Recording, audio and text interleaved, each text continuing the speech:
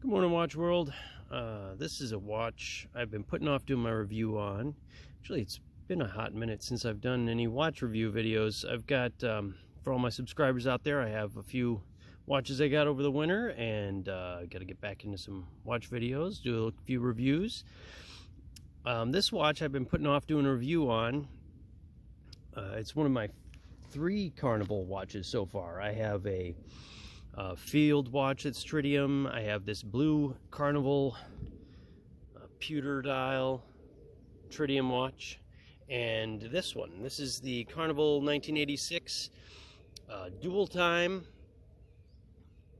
with kinetic energy display. So it's a real sharp watch. Let's get some close-ups for you right away. Got applied indices, blued second hands, blued hands on the subdials. It's got really nice layered effect on the dial. And this is my love-hate watch. So it is one of my cheaper watches in my collection. Believe it or not, this one is only $60. You can get them on AliExpress even cheaper than that during the sales. It has got a nice combination of polished edges and brushed surfaces. Got this kind of vertical or horizontal brushing on the sides. Got a beautiful little decorated movement there. Decorated, and it's, I don't know what copy this is, but it's got a bridge over the escapement wheel. I don't know what kind of Chinese movement this is, but they, spent a little time decorating it. It's nice. It's 3 ATM water resistant. There's your model number, 8762G. And stainless steel. I love-hate with this watch because it's got some really nice things, like the low price point. It's got dual time and a kinetic energy reserve for $60 on an automatic watch, so it just blows, the specs blow everything away. Like when you look at Seiko for a kinetic energy display, you're up in the $1,000 watches before you find anything with that. So I like to keep this watch more of a statement that other companies can put cool options in watches. They don't have to reserve that for their most expensive lines. Look at those sword hands, they really glisten outside. It just kind of boggles my mind. This one actually, it comes on a cheap faux croc strap, which I get rid of right away. I don't like those. I guess that's a cost-saving thing, not a big deal. It does have 21mm lugs, which is sort of a pain finding good straps for it.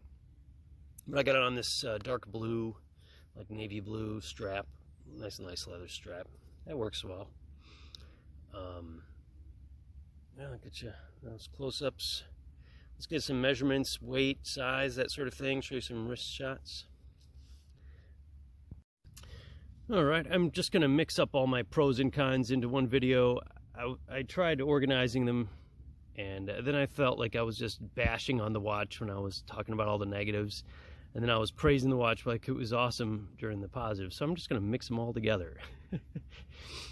You'll hear all my complaints. One of my complaints is it's a little chunky. It's that's personal for me. It's a 42mm watch. There we go, 42.3. So it's just a little big, but that's personally for me. I got a 6 3/4 inch wrist, 13.6. They sell it as kind of a dress watch with that faux croc, and right away I had to take that and change that because it's, at this size, it doesn't slip under a cuff. It's certainly not a dress watch like Cadison or Star King over here. You'll see here, this one's a 40, this one's 42. It's not unwearable, it's just a little chunky. You can see from the side profiles there that this one's just a little chunky. It's certainly not a dress watch. It just goes in my fun watch section. Compare it to my 40 here on my wrist. It's not. It's got I think a 50. Let's find out. The lug to lug of, no, sorry guys, Yeah, 49.7. So yeah, 50 millimeter lug to lug. And the bummer, here's another bummer, 20.8, so like a 21 millimeter. But all in all, this stays in my collection because of the upsides. It is a pretty looking watch. It's a sharp looking watch, and the dial is isn't pure white. I guess my Star King is my whitest, and it's pretty close to that white. Another downside would be the mineral glass. Doesn't have sapphire. You can see a little chip here. Watch my other watch videos on how to protect your mineral glass. This has actually got a protective piece of glass on it. So this will just peel off. I can put a fresh one on. And another downside here is all this garbage at the bottom. So you have a 24-hour dial that's tied in with the second sub-dial, time zone, the dual time zone. And then down here, this is all garbage. So it doesn't move, doesn't do anything. You got 765 written on there, and it's printed automatic. And God only knows what that is. HWGUOJI? I won't try to pronounce it. I wish they could have just left that off there. That's an eyesore. Luckily, when you're wearing this watch, nobody can read that, especially, you know, unless you like point it out to them. How horrible. If they could have just left that off, would have been such an improvement. This is real simple to set, easy to do. You just have one position, one out position. When you rotate it clockwise, it's moving the, counterclockwise, it moves the and sets the time. And when you move it counterclockwise, as you can see, it backs up the time, but it freezes the second time. So this is how you offset the two times. So I guess if you were traveling, you would want to leave this one as your home time, this one as your travel time, and the 24-hour clock gets stuck with your home time. And then just push it right back in. So you only have one position. And then the push button here, that's going to change your date. Just a little, that's it. So it hand winds, does not hack. Like I say, it just has the one position. And you get that cool kinetic energy display. So operation of the watch is simple. Again, I have no idea what movement this is, but it is an automatic. It keeps good time too. I think I'm running like plus 11 seconds a day, something like that.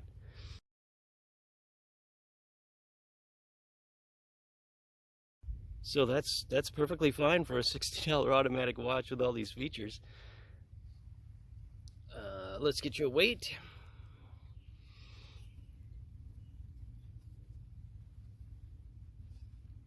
88.3 grams. Like I say, it's just a little chunky. Certainly not unwearable. When I compare it to like a Phoebus, my new Phoebus here, it's about the same dimensions. I think this is a 41 millimeter, and you know, just one of my chunkier watches. One more positive and one more negative I forgot to list. Another positive is just how the hands reach out, and they're like the perfect length. The hour hand comes and just kisses all the indices, and the minute hand comes and points directly to the little minute track, and the second hand putters along there, clearly hitting all the second hand, the little indices as it goes. And a negative would be the loom. Like they tried to make an attempt at loom. I'll add a little loom shot here, but their attempt at loom, they shouldn't even bothered. It fades away in seconds, not minutes. It's terrible. Like in 1 minute, it's practically unreadable after hitting it with a flashlight. So they could have just skipped that step altogether. Let me get you a little wrist shot.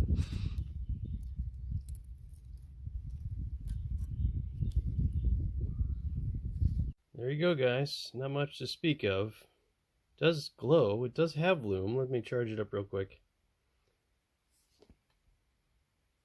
It is lume, just not much. You can't tell which way's up. Pretty weak on the hands, and it fades real fast.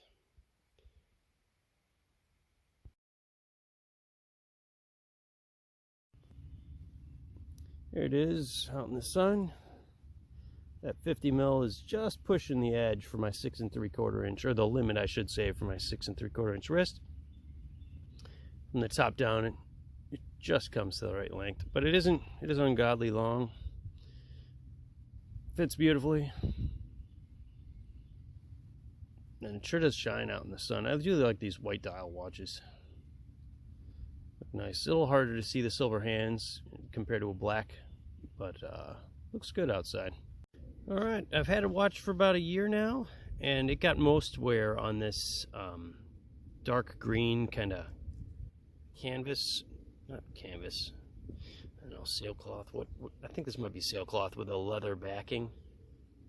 It certainly says leather on it, genuine leather somewhere in there. But you get the most wear on this. I like the buckle it matched. It has a kind of brushed with a polished edge buckle, and then this is brushed again on the sides. So it's just kind of got this edge that's brushed and polished. I don't know, it kind of matches the watch best, I guess. Let me get that on for you. There we go. That looks nice on that. It had the blue hands, so I tried finding that blue leather strap to match it better. But I think this complements it well. It's always a journey looking for the right band to make your watch shine the best. I guess I'll wrap it up here on this. Good watch for the price. I mean, and if you're at all interested in it, you find these on AliExpress. You don't really have to wait for the sale. It's already a cheap watch to begin with. Or I shouldn't say cheap, I should just say inexpensive. I mean, it's certainly not a $11 Casio, but you know, it's nice. It's nice. All right. Thanks for watching, guys. Subscribe, stay tuned. I got the little beanie watch here, the couple of new San Martins to review, and my new, I can't remember the name of this Phoebus model, but it's a compressor style, and my titanium mod on my Casio. All right. Thanks for watching.